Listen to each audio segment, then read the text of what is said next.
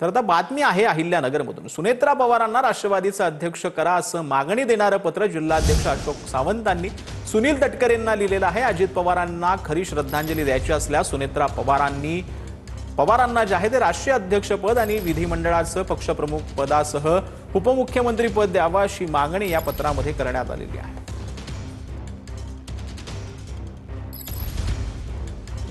नामदार अजितदादा पवार साहेब यांचं काल विमान अपघातामध्ये दुर्दैवी निधन झालं। आज त्यांच्यावरती अंत्यसंस्कार झाले, ते अनंतात विलीन झाले। महाराष्ट्रातील राष्ट्रवादी काँग्रेस पक्षाचे तमाम कार्यकर्ते आज खचून गेलेले आहेत। त्यांना सर्वांना आपले वडील गेल्यासारखं वाटतंय।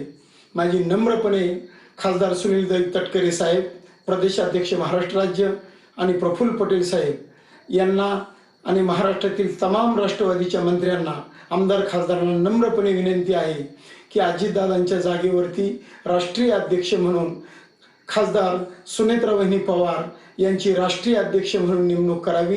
तसेच महाराष्ट्राच्या उपमुख्यमंत्री पदी सुनेत्रावहिनी पवार यांची नियुक्ती करावी आणि महाराष्ट्रातील तमाम राष्ट्रवादीच्या कार्यकर्त्यांची इच्छा पूर्ण करावी, ही माझी नम्र अशी विनंती आहे।